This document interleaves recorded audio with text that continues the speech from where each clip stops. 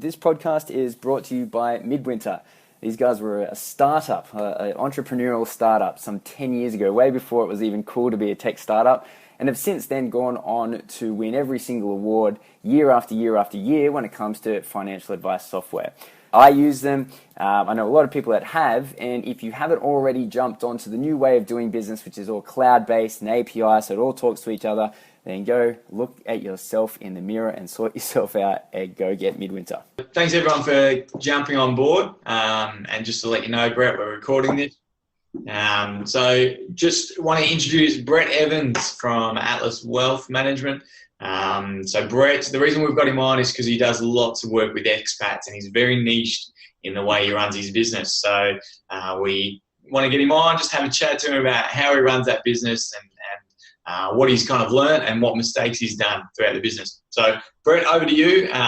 What's your business? How long have you been running it for? Thanks, Phil. Atlas, as of the 1st of September, will be 5 years old. So we're still pretty young, learning a lot.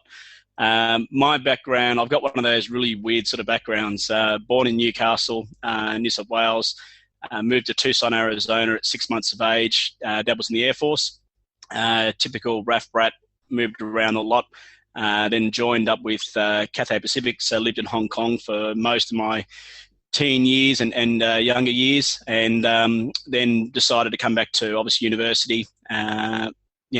Decided to work here. At that point, Hong Kong was going through a lot of change with the handover from British rule to Chinese rule. So I thought I'll go to Oz and keep doing it.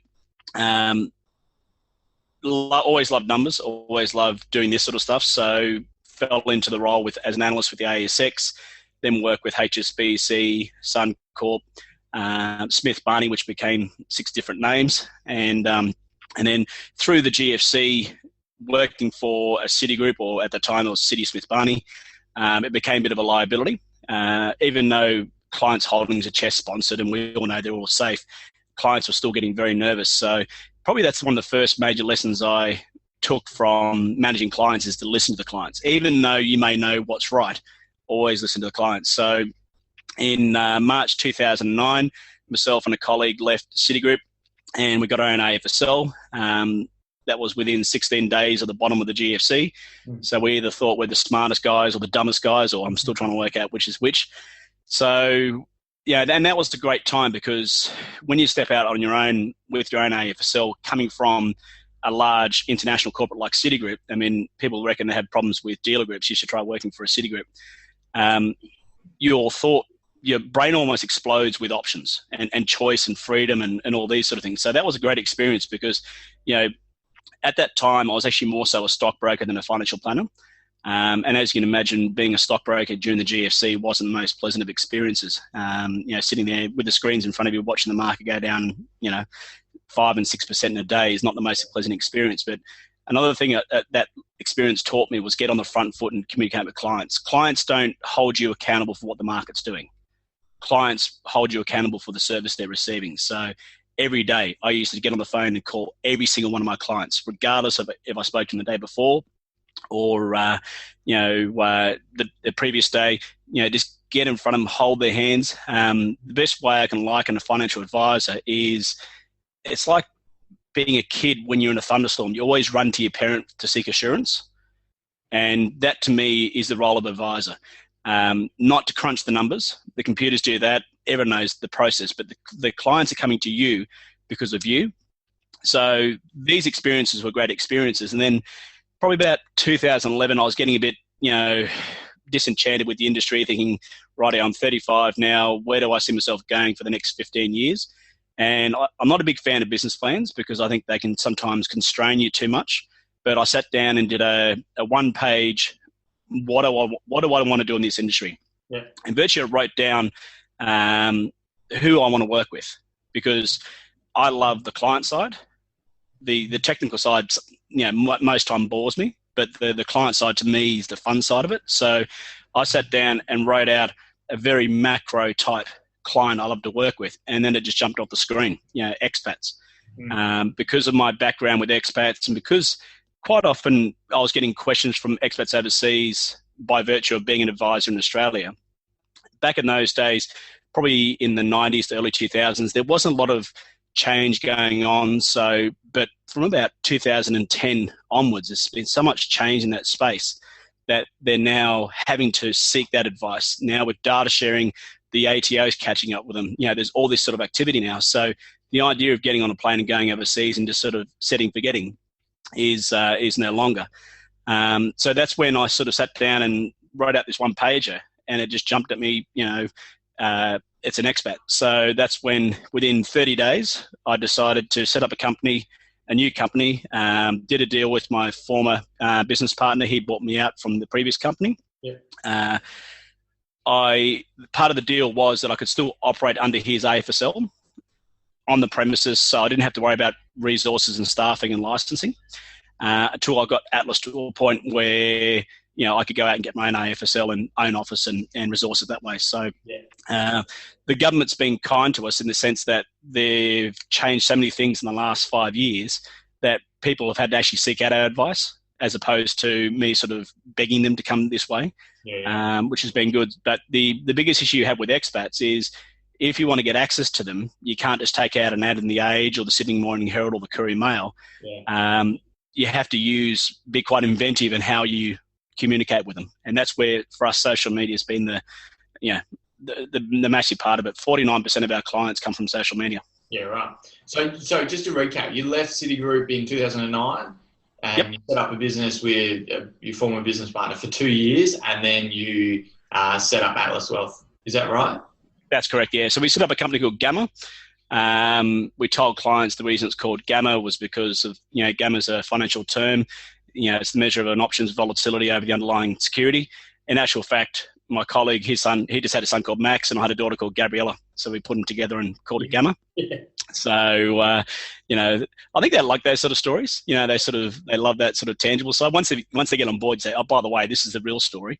And they love it. So I think it's important to have a story in your business, not just the technical side, because, they're there to see you because they're technical anyway, but they want something else out of that relationship. Yeah. So when you started Atlas Wealth, are you now self-licensed? Yes, we are. Yep. Yeah, okay. April last year. When you first started, you said you really looked at expats as what you wanted to do. Did you straight out go, we're only dealing with expats, or did you build a business through normal clients, as you will, and then start working towards expats? It was a bit of a transition period from an old client base to a new client base. One of the reasons that led to me to sitting down and writing that one pager was, like a lot of advisors, most of my clients were retirees or soon to be retirees. The GFC knocked them for a six, and a lot of them went to TDs, and I suddenly realized my business was drying up very quickly. So I realized that I needed to do something. I couldn't just wait for the market to improve in order for me to keep growing my business. And one of the most conscious efforts I wanted to make was reduce my average age of my clients down. So at that stage in 2011, when I was having that chat to myself, my average age was about between 69 and 71 on my client base. Now it's at 45.2. Yeah, right. Okay. So say again, sorry? That's a big drop. Either some of them died or they're no longer clients. Or look, it is. It's a bit of both. I mean, unfortunately, by virtue of our business, I mean, when you got an older client base, they all die. Yes. So unless you're refilling the pipe, and unless you're refilling with a different type of client, you're always going to get the same result. Yeah, that's quite insensitive of your clients to die on you, isn't it? Oh, I think it's very selfish. All right. So you said you wrote down a one-page business plan, and that's how you they jumped out at you niching. In terms of your niche, you really wanted expats. Yep. So for anyone watching who's thinking about niching into a particular type of client, would you recommend doing the same thing? Write a one-page business page. Think about the clients you want to work with.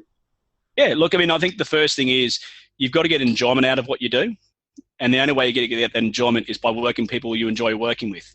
So if you love Excel spreadsheets and real techie, you might want to work with engineers. You might want to work with doctors, miners. I mean, I think it's actually very simple to become a specialist. It's just a matter of filling up your intellectual property library with as much information possible. And you've got to live, eat, and breathe that area. I've got about 18 Google alerts set up that anytime there's an article that mentions the word Aussie expat super, there's a whole range of these things. I get emailed. So I'm always being fed information that keeps topping up my knowledge. And then also too, one thing I've found, and it's actually unique to this industry, and I think it's awesome. I took my wife down to the IFA Awards the other Friday night, and she's a pharmacist by trade. And she couldn't believe, A, two things: how much information we share amongst each other, and B, how passionate we are for what we do. Because in a pharmacy game, they're actually going the other way.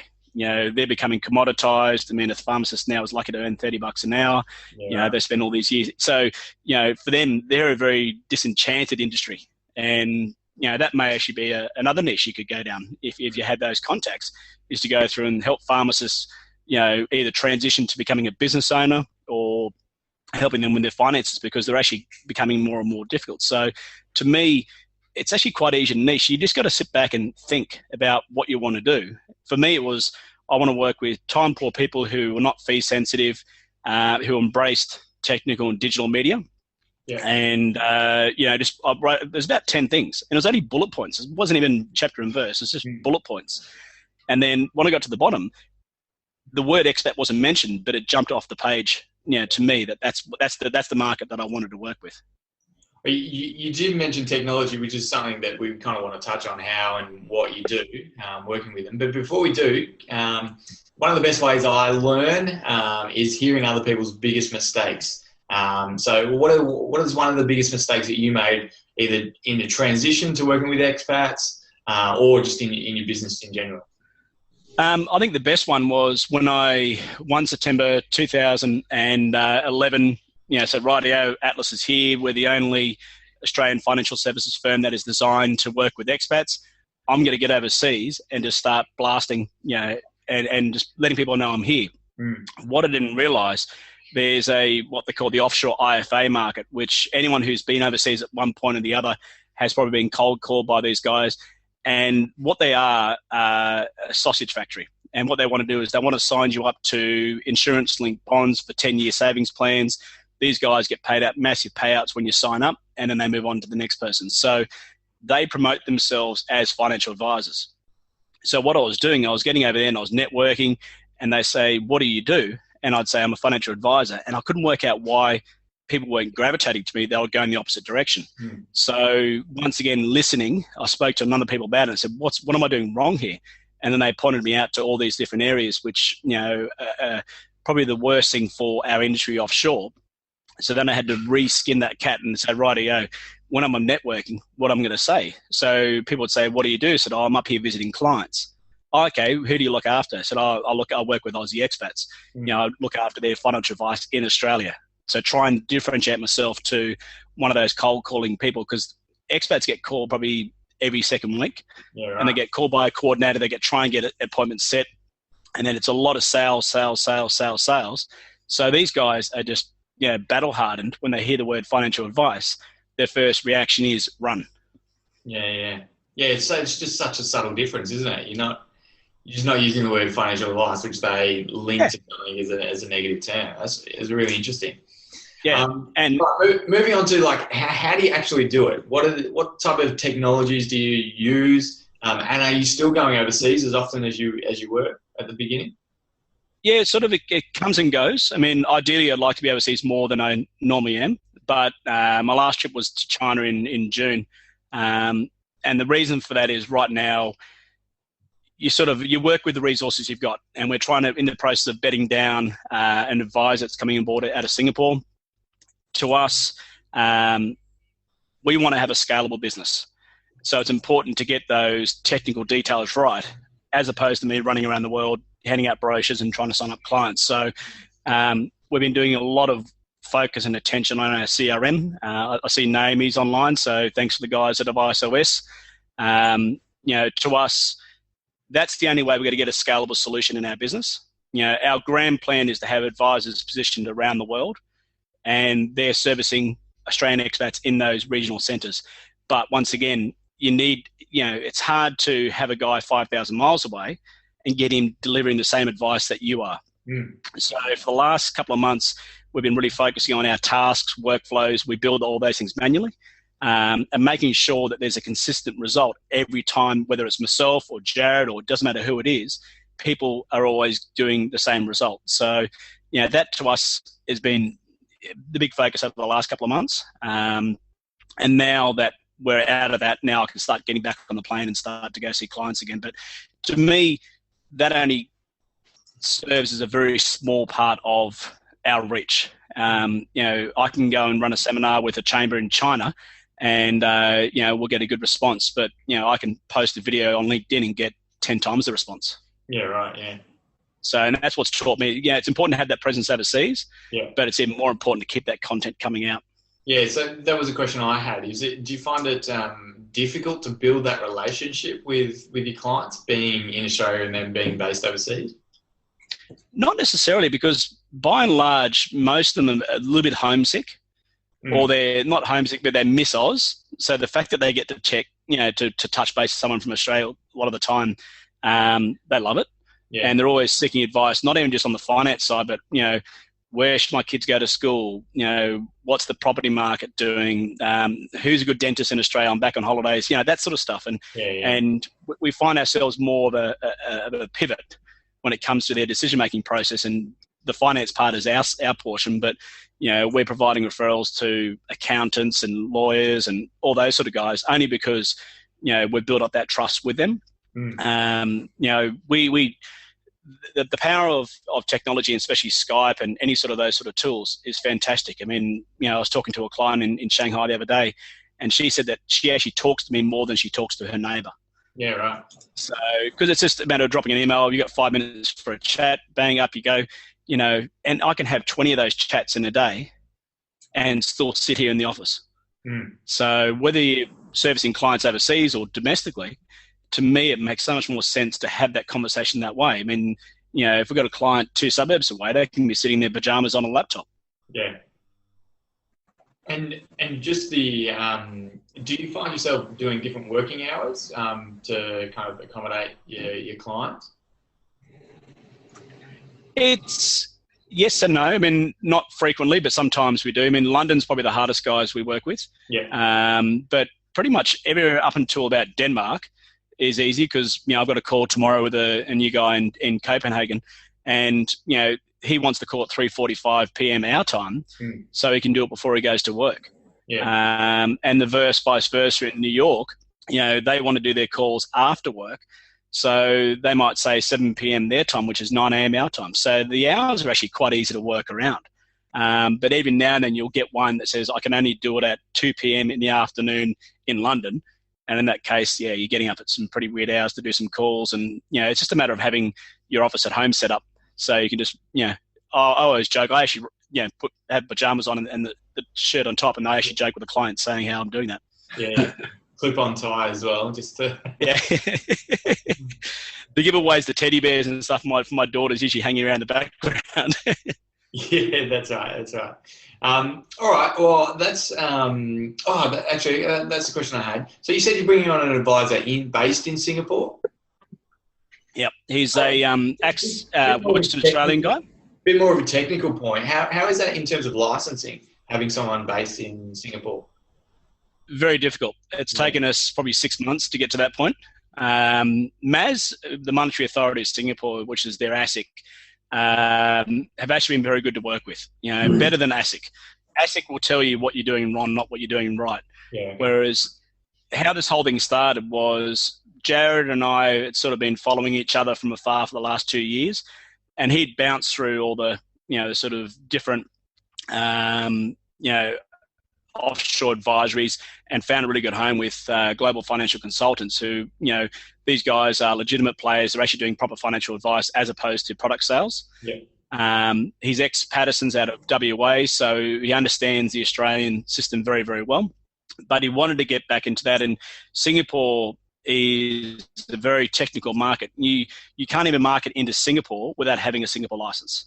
So what it was a matter of buttoning up with someone who had a Singapore license and now been cross-licensed with ASIC as well. So Singapore's licenses are quite hard. I think it's about 180,000 Sing dollars you need to get a Singapore license. Yeah. Okay. So it's a lot harder than an Australian license. So I certainly haven't got that money lying around, so I can't sort of flop that around. But it's a matter of working with partners and everyone getting a cut of the deal and making sure there's incentive for them to go out and get more business. Yeah. So at the end of the day, we're not making a lot of money on Jared at all at the moment, but because he's got a scalable opportunity, we're invested in him like he's invested in us. Yeah. So if anyone has got any questions about cross-licensing, go to Brett. He's done all the research, is what you're telling us. Yeah. Still trying to work out Dubai. Dubai is a difficult one. There's that many different jurisdictions in Dubai. No one can give me a straight answer. So that's been going for about 8 months now. Yeah, right. So that's the next plan, is to have someone based in Dubai? Yeah, it is. I mean, for us, Dubai, 15,000 Aussies, no real advice being provided over there. We're doing advice from here and combined with visits, but there's no better result than boots on the ground. Yeah. No, that sounds good. The hardest thing with Dubai, there's this. I could talk for another hour and a half, but we've got people here watching who don't have half a day to spend with us. So I'd love to hear more about your fees, and I'll pass it over to Ben to maybe ask some follow-up questions from the audience. And guys, anyone who's watching, just type any questions in the chat box, and Ben will hopefully get around to asking those questions. Over to you, Benny. Cool. Yeah, great. Thanks, Phil. Interesting story, Brett. I suppose, I had a few questions like Phil about how you go about, now you've got your service set up and demographic. If you don't mind sharing a bit about how you approach your pricing model with your clients and, what the sort of the thought process that went behind that as well. Yep. To me, I mean, a lot of people are shocked when I say this, but our SOAs are incredibly low. And they expect, because we specialise, that they go high. But we've played with every single different version for the last 5 years of pricing things different ways and just been monitoring those results. When we think we're definitely, this client's coming on board and we have a high SOA, they're gone. To us, we want to price it in a way that encourages everyone to come on board. So our average SOA fee is between $1,000 and $2,000. Okay. So it's not a lot at all. I mean, it's amazing how when we get phone calls from expats that are back on holidays and they ring around and they're getting quotes of 7,000, 10,000, and then they hear 2,000 and their first reaction is, why is it so cheap? But I think what we've been able to do is really embrace the technological side. We can use Advice OS for a lot of the heavy lifting, for 80% of it. And then we go in and tailor that response. And virtually that's just deploying our intellectual property into that SOA. Yep. Okay. And then we do have paying you to say that. Sorry, Phil. How much is Naomi paying you to say that? Oh, Naomi's she promised me free drinks last Friday night. I was still waiting for them. Okay, and then so that's your advice for the initial model. But then what do you have different sort of service levels ongoing, and how does that work? And what's the what do people get, and what's the approach to pricing in that respect?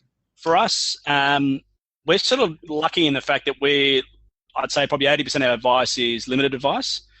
Our clients don't need cash flow advice. They've got cash. Our clients don't need a lot of that other stuff. So we can actually limit our advice to either setting up an IDPS, like investment account, or advice on super. Every now and then what we'll do is, if we're doing an SOA, and we're doing one right now for a gentleman who's about to move to Turkey, we might also include in the SOA things like the new help debt payment regime that expats are going to fall under as of 1 July next year. So we'll give them, by the way, here's what your help debt is, here's what your overseas income is. The ATO is going to ask for approximately this amount here. You need to start saving between now and 1 July next year to have that money aside ready to go. So that sort of side of it, we can get away and out of the way up front, encouraging people to get valuations if they've got investment properties they purchased before the 8th of May 2012. We can deploy that stuff up front in the SOA. Then in terms of the ongoing relationship, we work on a And the reason we do that is basically because we actually manage the money in-house. You know, my background is actually as a broker, so managing portfolios is something we enjoy doing. But also, too, I think what it does is, and so I was talking to Phil about it this week, it gives, you know, the client, I guess, peace of mind knowing that we can't pass the buck. If there's a bad call made, it's our bad call. We can't say, oh, that was Platinum or that was Magellan or, you know, so we find that, and we actually survey our clients every year and we say, would you prefer a fee for service or a fee under management? And all of our clients come back to us and say, we want you to have skin in the game. We want to pay you a percentage fee. Okay. So I think to me, it's a matter of going back and keep asking the clients those questions. You know, clients change their minds. You know, they always do. But, you know, every year in October for us, we'll survey our clients and, you know, ask them all these hard questions. You know, how are we going? You know, do you like the way we charged? Can we do things better? Do we do things differently? Changing it up. Sometimes clients, they feel better because they've had that chance to have that vent. And, you know, the clients like, people like to vent. Yeah. Okay. Great. Interesting. I suppose one of the other things just from the conversation that you're having with Phil is that you mentioned about half of your business is coming via social media. Yep.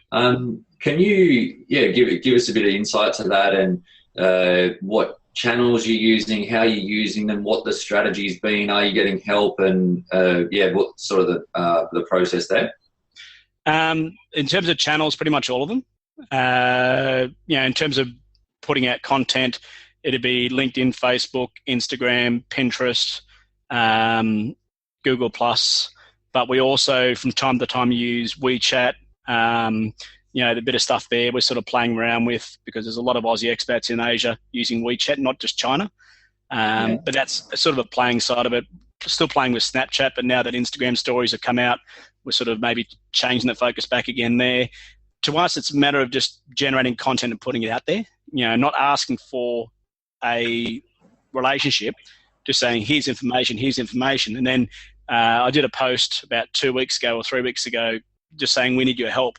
And can you go out there? And if you're finding value out of this, I'd really appreciate it if you could just like these comments or share these comments. And that was on Instagram. That was on Facebook groups. Facebook groups to me is probably the nugget for all of us in terms of areas that we can work on, because it's amazing how minutely you can distill into Facebook groups. You can probably, if you want to target engineers, there's probably an engineers Facebook group you can jump on board, and it's just a matter of just joining the conversation. And, you know, every now and then you'll get one blowback. We had a guy out of the Australian Expats in Cambodia group who, you know, came back to me and said I should read a book on social marketing and I shouldn't be begging for followers. And, you know, I just went back to him and said, look, for the last 6 months, I've been providing free content in this group about managing your super as an expat, where to accumulate your wealth as an expat. You know, I've done that almost every week for the last 6 months. And this is my one call to say, if you're finding this of value, please share it. And he went away quickly. So it's funny how you've got to be very careful in the language you use and how you phrase those responses. You can't sort of take an attacking view, but also too, you can't take a laissez-faire view. You got to sort of stand your ground sometimes and say, look, we're very proud of what we're doing. You know, off you go. Yeah, haters gonna hate. Yeah, exactly. And I think that to me was always the first thing. You know, no one's. You know, we work with Baz Gardner and the guys at Social Advisor for many years. But what we found was that was great, but we had to make it our own on the expat side. It's a very different language. You know, in social media, they always talk about running commentary and all these sort of things, whereas expats are quite funny. They actually like to sort of live in the shadows. So what you'll find is you'll put a piece out there and you'll get some likes and you think, oh, that didn't work. And next day you come in and there's 15 emails.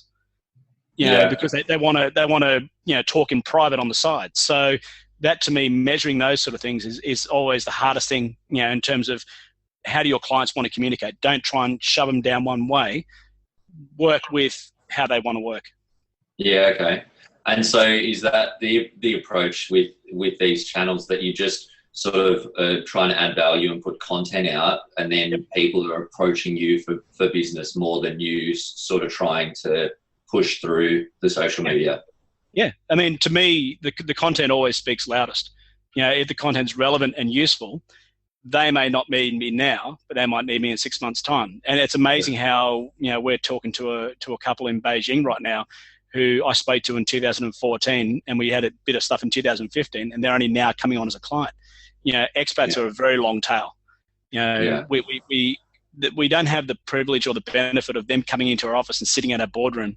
So sometimes for them it takes longer to build up that rapport than, say, someone coming in physically. But then we get blown away sometimes where we never meet the person either in Skype or in person, and everything's on email, and then become a client. And we're like, oh, should we organise a Skype call to introduce it? No, we're fine.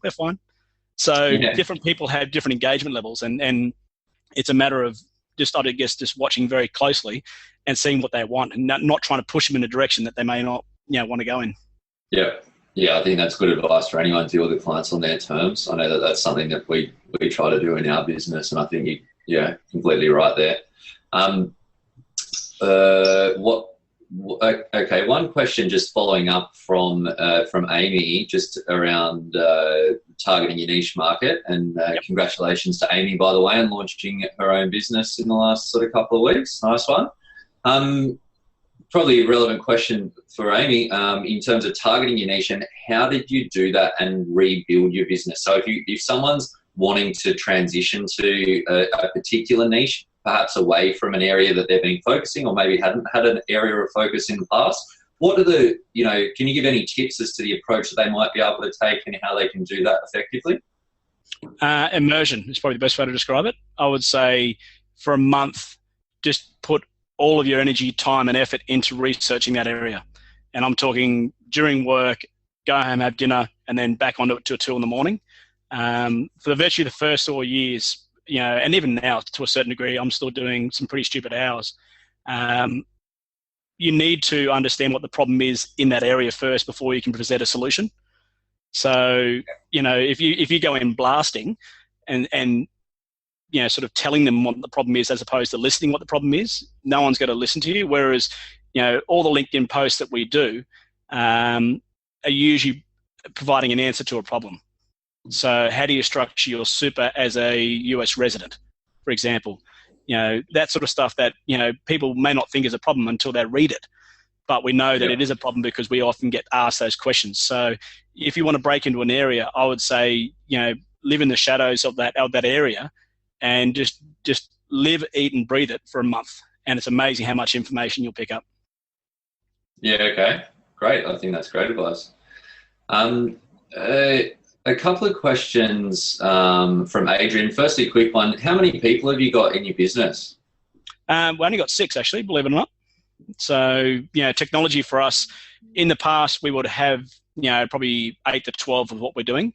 But now that we're cloud-based, everything's on CRM, we've systemized a lot of processes. Templating things is a very important way. So I can be out doing things, and if I wanted to send a standard email out to a client to say that their rollover has been received and we're going to start rebuilding their portfolio, the girls in the office can do that for me without me even being here. So I think that's important to scale yourself. We're getting to the point now where we're sort of, I think we've got a bit more to go, but then we're going to put another person on. But for the time being, we've been operating pretty well at these levels. Yeah, okay. Great. And out of those 6, a lot of them are part-times too, and off-site. Okay, interesting. And how do you manage that as with your off-site? When you say off-site, do you mean offshore or? No, actually, just in Australia. So one of them is my sister-in-law.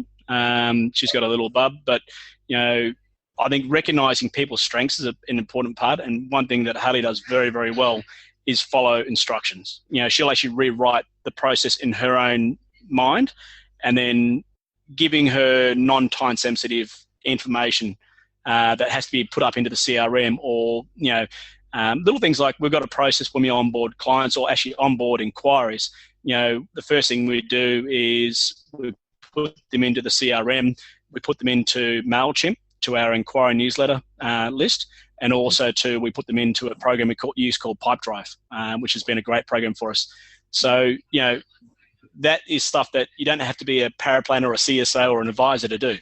So, you know, and all she does is, you know, when the baby's gone to bed at 10 o'clock at night, you know, she goes through her emails and just puts all this stuff up there. So we come in the next morning and it's all there waiting to go. So, you know, I think reaching out to your friends and family and colleagues, it's amazing how people want to do these sort of things, but they want to do it at their, that suits their schedule.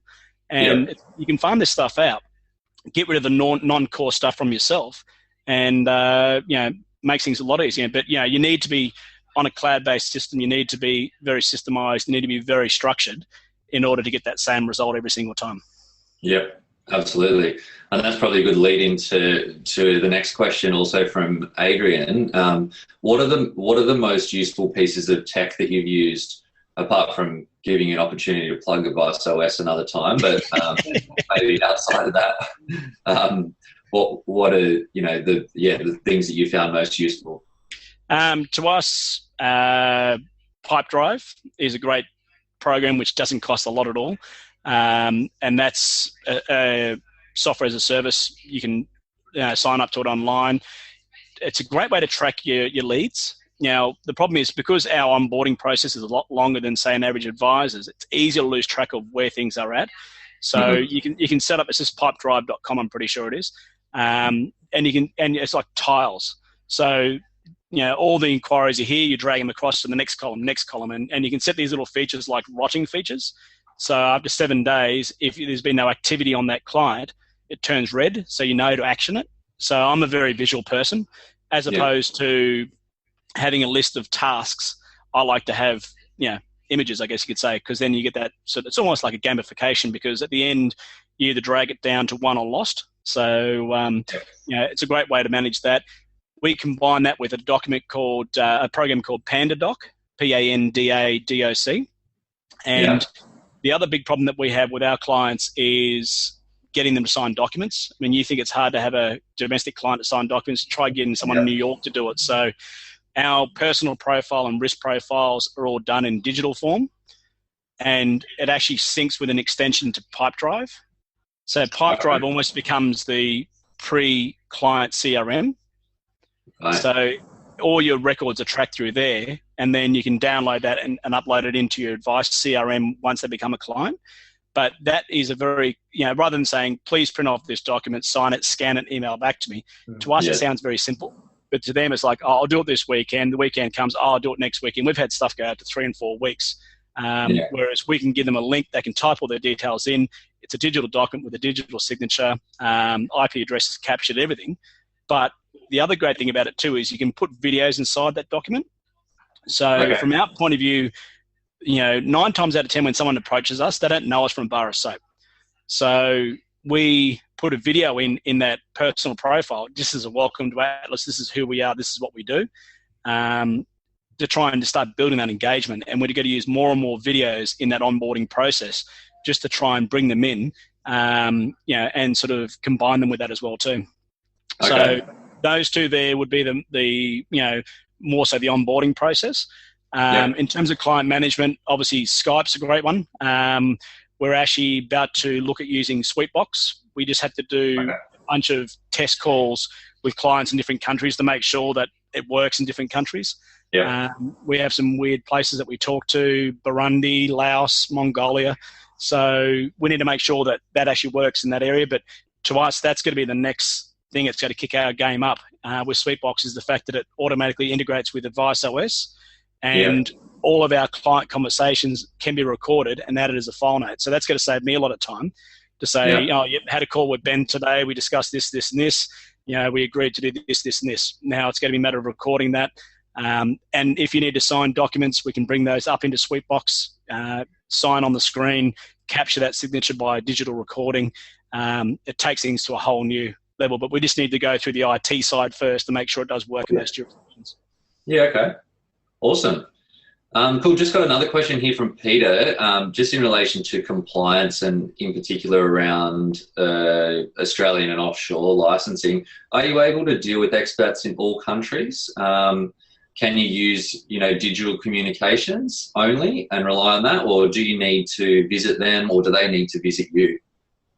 It's it's like everything. There's no one standardized rule for every single country, and we're still learning as we go along. So, like I said before, with Singapore, you can't even market into Singapore without having a Singapore license. They'll ping you for that, and I've seen that happen before with other guys and girls. Most countries, you know, they don't really care. The US is a bit different. US, you're okay to market into the US or not market into the US. You're okay to generate content which is seen in the US, but as soon as you put boots on the ground, and we're actually working through that problem right now with the SEC, you know, there are exemptions because what we want to do is run some seminars in the States, but the last thing we want to do is get caught up by the TSA at the airport and, you know, end up in a jail. So, yeah, we've been going very slowly there. And from our point of view, we want to have a solution, but obviously working with the SEC, you reckon the ASIC's bad, you should try SEC. They're just, you know, as soon as they hear the word Australian super, you know, they just go cross-eyed and they just don't know what we're talking about. Yeah. Okay. Interesting.